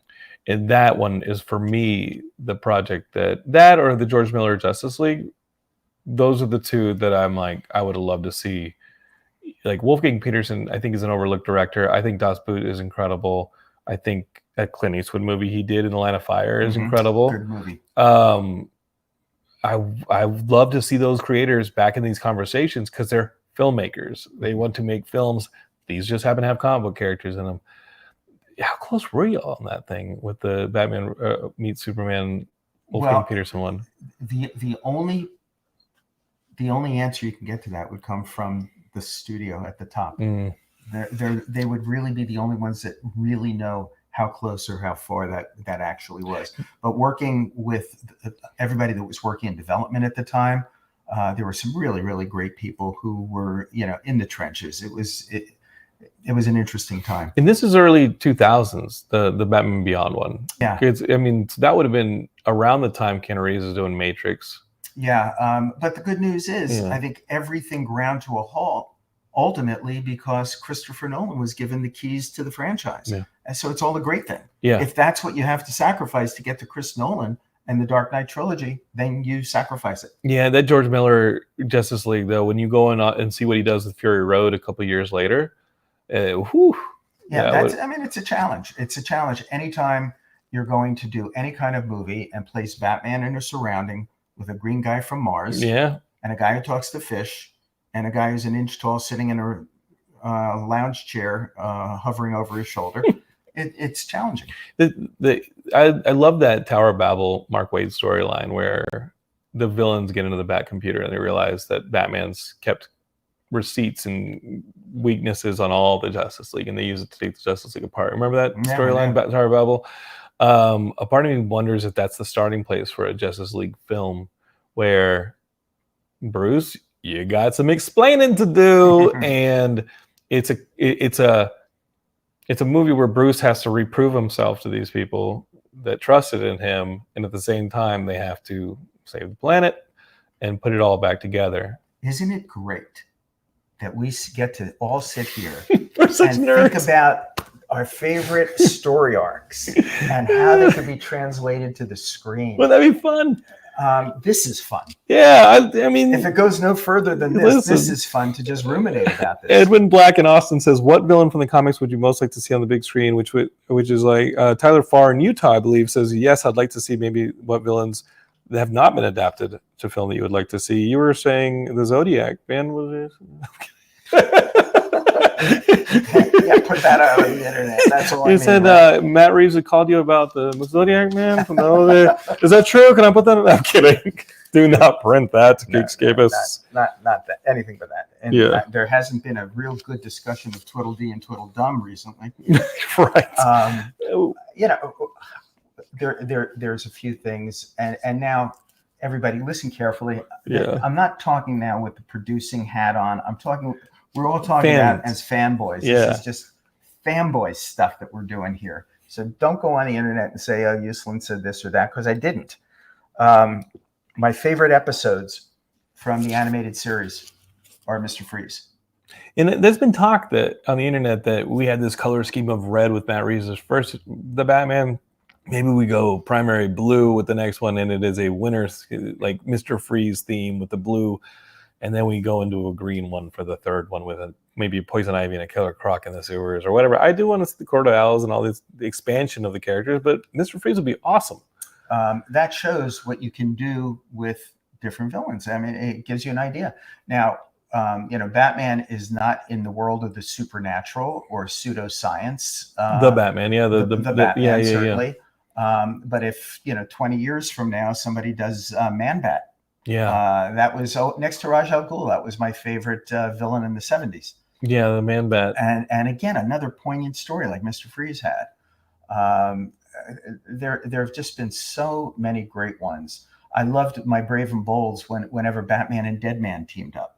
Yes, and there was a Deadman series for a while that was in development over at Warner Brothers that I think would have been really cool in a way that it was maybe like a Quantum Leap type series where you had Deadman inhabiting a different person every episode, and before leaping into the next one and discovering that person's story or what was going on in their lives before having to move on. It had that Incredible Hulk Quantum Leap feel. Here we go. We're doing it again. I love it. I love that stuff. When Simon Pegg was on the show, he came in and he sat down, different couch, different apartment, and he saw my collection of Incredible Hulk on the DVDs on the shelf, and he said that was his favorite show as a kid, and I just loved the Incredible Hulk as a kid. And so again, like having somebody like Kenny Johnson on the show, I asked him a million questions about that stuff. Okay, we're racing through them, Geekscapists. Tyler also says, out of any franchise out there, Batman has a history of having very silly and comedic movies, but then also having how dare you, sir, having very dark and brooding movies. Is it freeing or challenging to be able to make such a range of films and still be true to the history of Batman? Because I think we talked about that. He's so dynamic. Yeah, he's so dynamic. We spent a lot of time talking about Isaac Gomez says, what were the key things the team wanted to do differently with Matt Reeves compared to the predecessors? Maybe you were in those discussions, maybe not. What the similarities and differences are Pattinson gave us to Bruce Wayne that strengthens the film? I feel like we have yet to see him fully go Bruce Wayne, and he'll show up at a ball in a tuxedo. You'll see it. Evolution. What are the similarities and differences for Robert Pattinson for you, and what were some of the things that you think Matt Reeves wanted to approach differently? The only way to answer that question is for each of you to see the movie. Yeah, because you're going to spoil it here if you don't see the movie. We can't talk about it. You've got to see it and judge for yourself, and you'll know on your own. As soon as you see it, you'll know what the differences and the similarities are. Because for me, being a cynic of there's just another Batman movie already. There's so many DC characters. Why don't we get another one? When I saw the Matt Reeves pivot, and it's not like it was a quick pivot. I mean, this was a film that involved Ben Affleck at one time. I think Ben is such an incredible director. I love Gone Baby Gone so much that seeing what he would have done as director, this and that, I think Matt Reeves is incredible. I think those 8 films are incredible. But part of me was cynical and said, hey, like, how is this not just doubling down on more of the gritty realism that Nolan gave? I can definitely say that this is different than Nolan's films. And a part of me thought that this was just going to be a continuation of the gritty realism that Nolan gave. No, this has his own imprint on it. It is. I mean, I said that I found a lot of it emotionally inaccessible, and it was hard for me to watch some of this stuff. I was watching it and being like, hey, where's my in where's my in on this one? But what I liked about it was that by the end, I started to see what was going to make me be a fan of this one. Does that make sense? It makes sense. And, if you see different movies, Silence of the Lambs, Seven, The Usual Suspects, Zodiac, these are all references for the film. They had to be. It's crime noir. I mean, it is crime drama noir style. And but down to the beach, like the bleach bypass process they used on Seven, they used on this film, where they shoot on digital, they put it through film, they do that bleach bypass process. I mean, the movie is beautiful. Dune was beautiful. Same as cinematography. Those movies are beautiful. This was a film. The Nolan movies were films too. They are. They're all great films, by the way. You are so biased. I'm kidding. Yeah. They're pretty good. These are pretty good movies here. Yeah. I like Batman Begins. Batman Begins gets overshadowed by The Dark Knight, but Batman, without a strong foundation, Batman Begins, you don't get The Dark Knight. Well, I thought that was such a well-written movie. In my humble opinion, Christopher Nolan made one movie in 3 acts. Okay. I mean, so if you miss Act 1, you can't appreciate Act 2 and Act 3 as much as if you had seen Act 1. Yeah, when he tips that to the last shot, when you see Christian Bale's Bruce Wayne give the nod to Alfred, and he's finally got his happy life, that he'd been pursuing since the beginning. That is the end of the trilogy. And we were just left to think of what that last movie could have also been had Heath not passed, which is really tragic because, like, what a shock. That performance is incredible. Incredible. Performance of a lifetime. Okay, Nathan DiCarlo says, would it be ideal to have Pattinson's Batman merge into the DCEU in the near future? Why or why not? Do we keep this thing separately, or do we start? I mean, this is a multiverse, so I don't see why this wouldn't happen, but this is its own thing, I feel. What do you think on this one, Michael? All right. Everybody needs to buckle themselves in because I'm going to give you a history lesson in comic books. So there is a difference between Marvel and DC, an intrinsic difference in terms of comic books. Let's start with Marvel. Just put aside for the moment the fact that there was a Marvel method in creating the comics and that the artists were responsible largely for plotting from page to page. Mm-hmm. But just in terms of the fact there was one writer and one editor, and it was the same guy. And what you were getting was a unified vision that created a universe, co-created a universe with Stan, Jack, Don Heck, Dick Ayers. I mean, Gene Colan. The list would go on and on. I don't want to leave anybody out, but so it's a co-created universe. But it's one editor and one at that early moment script writer or dialogue writer. Yeah, and it was unified. So when you picked up a Marvel comic in that era, and pretty much since then, you knew what the rules were, and the rules were always consistent. You knew what the tone was. They weren't trying to talk down to you or talk to a 8 to 12-year-old boy audience over here and a college-age audience over there. You knew when you were reading comic books in July 1963, you knew as a Marvel fan and reader that month if Thor was in New York City at that time and might be swinging through Times Square at any moment. And if they broke it, you'd have to win a no prize. You could call them on it and be Yeah. like, wait a minute, that doesn't make sense. Thor's in two different places in the same week. Exactly. You knew what was under the ocean. You knew what was in outer space. It was unified. It's very cohesive. So now you translate that to a cinematic universe, and the fact that everything ties together makes perfect organic sense. Now let's go to DC. Since the early days at DC, there have been as many as 6 to 8 different editors. Or publishers. Because some of this stuff was all like, some of this stuff was the different comic. I mean, Shazam was over on a different publisher entirely. I mean, we you start to have these companies come together to create DC. Yeah, we could talk about that for 10 hours alone. So you had Julie Schwartz, for example, that was aiming his group of comics, his characters at an older audience. His Batman was the new look Batman and then returning Batman to his darker roots in the 1970s. Meanwhile, Murray Boltinoff had Brave and Bold, and he was doing something independently with Batman. Mort Weisinger, in those earlier days, had Batman in World's Finest, and like with Superman, his primary audience was 8 to 12-year-old boys. So what happened was you were getting these different editors building a fiefdom with a castle with walls around it and a moat filled with alligators. They employed their own artists and writers, little bullpen, and they didn't want pretty much anybody else touching these characters. So you had these fiefdoms set up at DC Comics. Case in point, maybe I was 10, 11 years old. I go to the drugstore and I buy 2 comic books this Wednesday. One is an issue of, I think, Action Comics or Superman. Mm-hmm. The other one is, I think, an issue of Showcase with Aquaman. Yeah. I open up the Superman story. He falls in love with a mermaid. And Aquaman's in it, yeah. And she's from Atlantis. Yeah. And Atlantis has a dome under the water, and everybody are mermen or mermaids. Yeah. Wow, I love that story as a little kid. Put it down, I open up Aquaman. Wait a minute. He's the king of Atlantis. There's no dome. You don't need one if you're a merman or a mermaid. There Why are would no you need it? Why mermen. would you need a dome? And there's no mermen or mermaids here.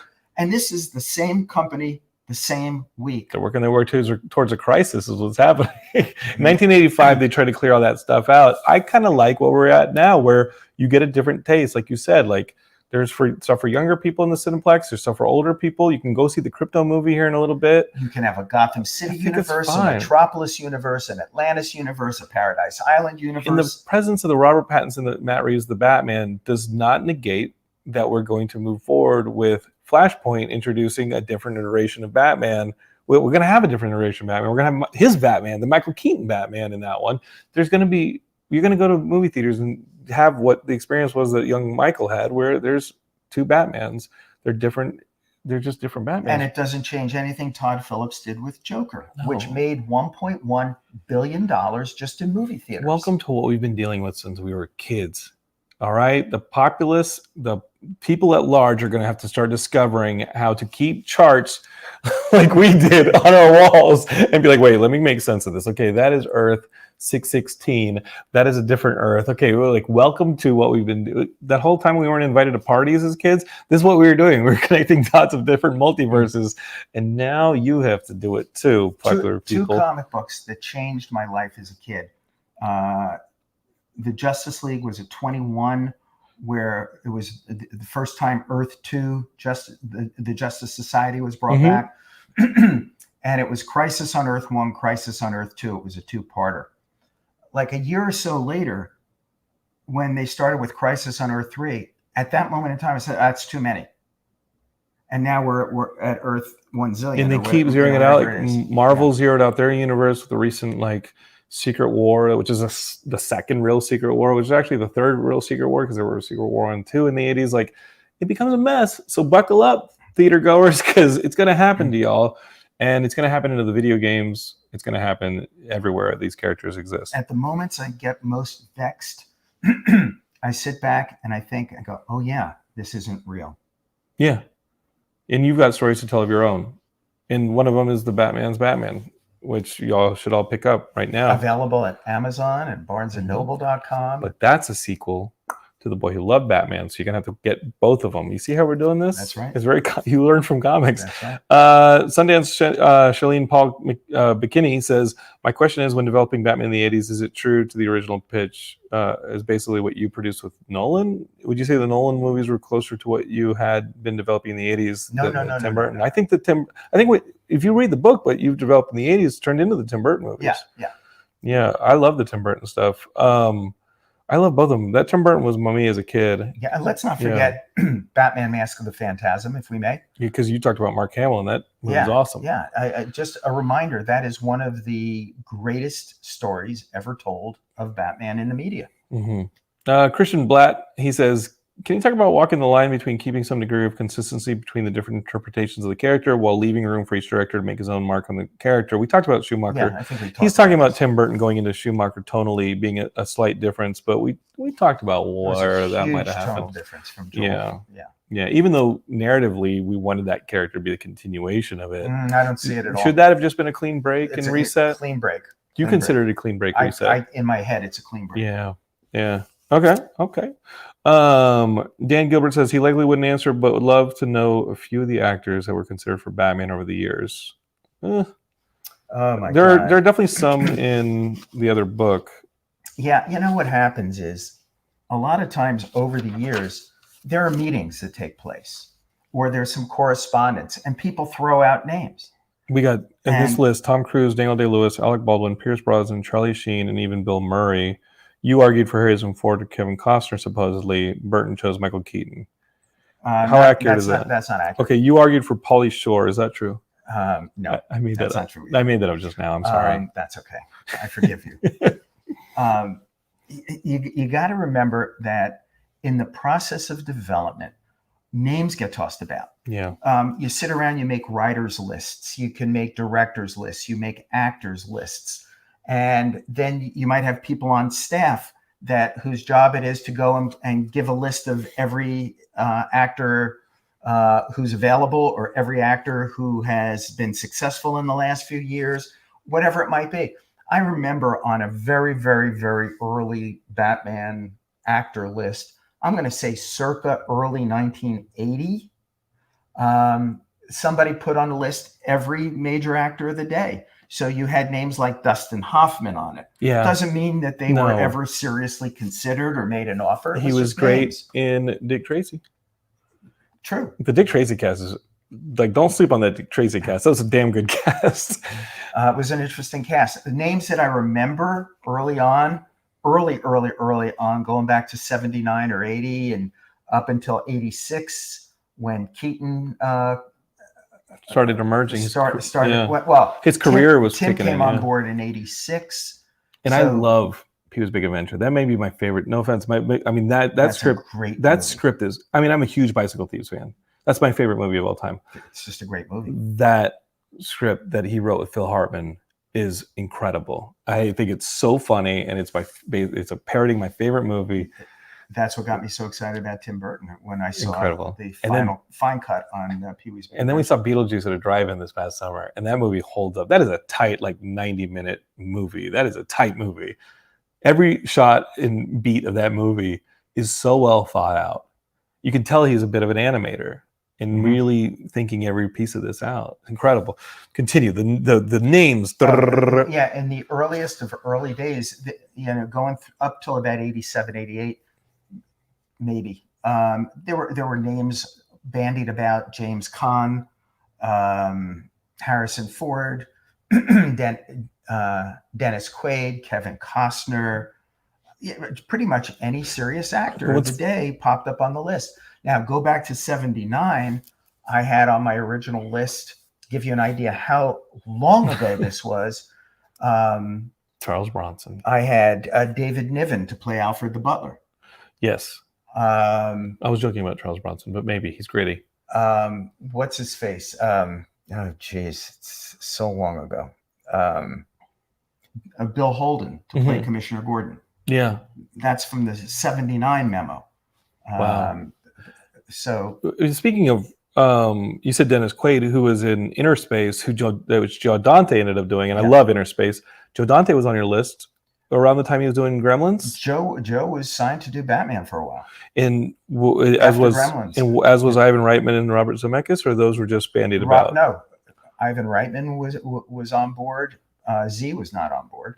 I think Roger Rabbit is incredible. Obviously everybody thinks about Back to the Future. It is incredible, but Roger Rabbit, holy crap, how'd they pull that off? I was involved in a great movie project with Z that we tried to do for years, based on Joe Simon and Jack Kirby's The Fly. Oh my God. And I talk about it in the book. Will Smith wanted to do it. Bob was working on a screenplay with a couple of A-list writers, and it never quite coalesced. We had it set up at DreamWorks. But Joe Dante is just, he's like a Sam Raimi for me. He's somebody who just has a colorful comic book style, and I loved seeing Inner Space as a kid in the movie. We were fans together as kids. And obviously Gremlin. I would see his letters popping up in Famous Monsters of Filmland. And then the first time we had anything to do with each other professionally, I had just started working at United Artists, which was a major studio back in the 70s. Yeah. And the first project they put me in charge of the legal, business, and financial affairs of was a Roger Corman film that we were doing called Piranha. Yes, and that is the Joe Dante film. And the group of us that cut our teeth on Piranha, there was me, John Davison, who was the line producer on it, Joe Dante, his first directing, John Sayles wrote it. And John Sayles is a writer. Like, he's an incredible writer. Gail Ann Hurd was a PA on it, and there was a special effects guy. Oh, what's his name? He ended up doing the sequel to Piranha. What was his name? Nothing happened to him. He never ended up amounting to much of anything. Jimmy? Jason? Was it Jimmy Cameron? Jim Cameron. It was Jimmy Cameron. Jim Cameron, yeah. It's insane. But James Cameron went from the special effects department of Piranha, which you all shot down in San Marcos, Texas, because we used to go swimming there as a kid. He was genius behind that. And then he does The Spawning, the sequel to Piranha, and then he does Terminator. Insane how fast that trajectory for James Cameron was. It's just amazing. All right, we got a couple more. Seth Eisenberg, who I love, says, can you talk about interconnectivity versus freedom approach DCU? We talked about that with the comics along Halloween, Ego being stated inspirations for the new movie. This is the first time I'm seeing the linkage be more explicit. Do you see a more concerted effort to drive more of the movie audience towards the comics now? No, I think the comics are just driving creators they're just being mined, and they're great stories. It's always seemed like a missed opportunity to push people towards comics. That seems like it's not in the interest of some of these. It's a more symbiotic relationship now. Yeah. Comics are getting from the movies are getting from the comics. It's working both ways. I mean, having Hollywood costume designers and production designers educate what cities and the books should look like, or the costumes. When the X-Men went leather after the that Grant Morrison storyline, where suddenly the X-Men are all in leather post to Bryan Singer, stuff looked great. Mm-hmm. It stuff looked awesome. Jim Paganelli. Go ahead. Let me just take a moment. Credit to Anton first, dear friend of mine, genius. He was the one who took from Sam Hamm's script, which had like one line in it that described Gotham City. It said Gotham City is if hell had erupted from under the earth. I know that line, yeah. And Anton said to Tim, I don't know what this means. And Tim said, I think it means New York City had there never been planning and zoning.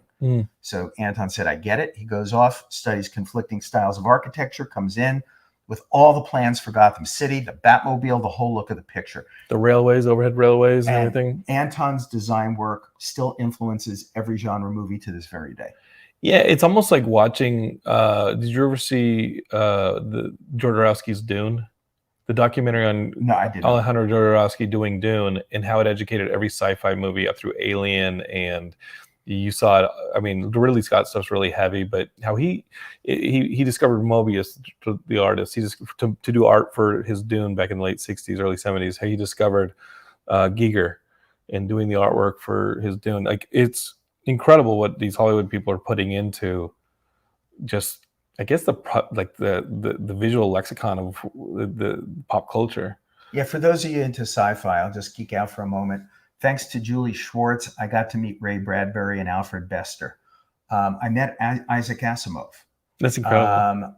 Otto Binder, of course, who did the landmark Adam Link stories, among so many others, as Eando Binder. So many greats in the world that I had the chance to actually meet and talk to. A fascinating part of the whole business, and part of the reason I got into this business, because this was all the stuff I loved as a kid. And you geeked out with all those people too. I had a chance, yeah. Any Marvel characters? Jim wants to know how many Marvel characters he would like to work on, but you have worked on some Marvel characters, have you not? There's a couple of stories in my book. I had the rights to Luke Cage, Hero for Hire. Mm-hmm. I was going to do Doctor Strange with Wes Craven, which did not materialize. And then I talked about 2 comic books that I wanted to do for Marvel that they wouldn't let me do.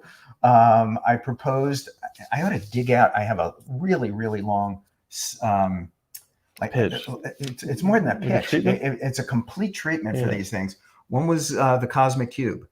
Okay. And to tell a story of all these different Marvel heroes through the eyes of the Cosmic Cube. In the manipulations that it made, the bending of their realities. Yeah, and they said, you can't do it. It just touches too many characters we now have in continuity doing too many different things. I said, all right. The other thing I wanted to do was revive Marvel Mystery Comics. That's cool. And create for Marvel as if it had Marvel today been created in 1939, like DC Comics, 38, and show the Golden Age Spider-Man and the Golden Age Fantastic Four. Oh, that's cool. Before like the Green Lantern gets reset, the Sandman gets reset, these other characters in the different iterations get reset. That'd have been fun. That'd be nice as like a what if Elseworlds type thing. I think that could still live. All right, let's tell them. I think it's cool. I don't see why not. I mean, you see Spider-Man Noir in the multiverse, in the Spider-Verse and things like that. That's almost like a 1920s Spider-Man. That thing, those alternate versions are popular. Okay, we're wrapping up here. Michael Patrick Benson says, my question is, why does he keep producing Batman movies? Come on, you pay his mortgage. Is it the love of the character as a kid? Yes. He's written 2 books about this. I did get a really good offer from Domino's, but I decided to just stick to the movie making part. As you're driving. Michael Patrick also asks, and if I can ask the second question, what was your favorite portrayal of a DC villain? What is the version of a DC villain? I think it's Joker, inarguably. The Oscar-winning Joker? Which iteration of the Joker? Joker. Yeah. Joker is the greatest supervillain ever created in comic books. Period. End of story. So better than Lex Luthor. Because I think as a foil for Superman, Lex Luthor is phenomenal. For me, you might have. I mean, you're the bad guy. I would love to see a classic Two-Face Batman story because they're both dualities, and they both knew each other prior to becoming what they became, and now they know. I think I think that story would be so badass. Here's the way I see it, and I've always seen it. It's like Edgar Allan Poe's Cask of Amontillado. It is the mask of the carnival, hiding the seething horror lurking just beneath the surface. And the fact that you have Batman and Joker who have been so scarred, one physically and one internally, and they're walking this super thin line. And clearly, in my mind's eye, had Bruce Wayne not found an anchor for his humanity after his parents' slaughter. And where I think Dick is very important, too. I think Alfred and Dick play very important parts of that. Well, to me, it's Alfred and Leslie Tompkins who save his humanity and keep him anchored to his humanity. He easily could have gone the dark side. He could have gone the dark side. And now you've got these two eternally opposing forces. And one is the representation of good in the guise of a horrific, dark, monstrous bat. And the other that is pure evil in the guise of a happy, bright clown. And that is a beautiful... It's poetry. It's ballet. That's what I always think. And when we talked to Stan, whenever you talk to Stan, what amazed me, and also George Romero, when we got a chance to work with him, both those guys had such a grasp of the classics. And Stan could just recite a lot of that stuff. And he knew like the Dickens stories, and he knew the Greek stories, and he knew the Shakespeare stories. And he could talk about the symmetry of those characters and the way that they fit together like poetry. And for me, that's why I would love to still see, and we're going to get it, a great Fantastic Four film. Because for me, the Fantastic Four were like a Shakespearean story with the tragedy of Doom and Ben Grimm and these different characters all stuck in pretty much a family together. If you were to ask me, I think the Joker, that's the first time you've legitimized the Joker to that level for me, where they are internal external swaps of each other, and that's what links them. Because for me, I really wanted to see Harvey Dent get his day in both the dualities of these characters. Bruce has to go between them. Harvey is stuck as them, and that they knew each other as one before they became other. And I think there's a beautiful story that'd be told there. There's a lot of beautiful stories. You could define a story between Batman and Catwoman. Yeah, I mean, so much of it is incredible on many levels. If you were to ask me to just name one primary candidate for the best run of any comic book in history, it would be, for me, Fantastic Four in the era of Galactus, Silver Surfer, Inhumans. Black Panther was introduced in there.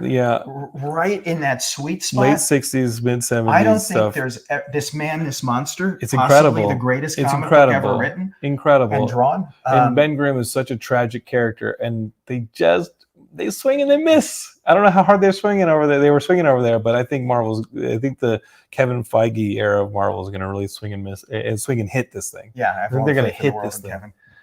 Damn, I want a good Fantastic Four story. I had the cast of the Corman Fantastic Four maybe 6, 7, 8 years ago on Geekscape. I had the cast of the Fantastic Four from Corman on, and it was so much fun just talking about the stories of how hard it was to make that movie with the restrictions Corman had put in place, shall we say. But we still celebrate it. Was at the end where they get married and they're driving off and he's waving goodbye. It's like a piece of cloth on a stick. With a it's like a lollipop stick with a hand on it. Bye, everybody. All right. Ultimately, Dan Gilbert says these are some high-end next-level questions. So he wants to compete with saying, do you know if the boxers or briefs under all that rubber of the bat suit?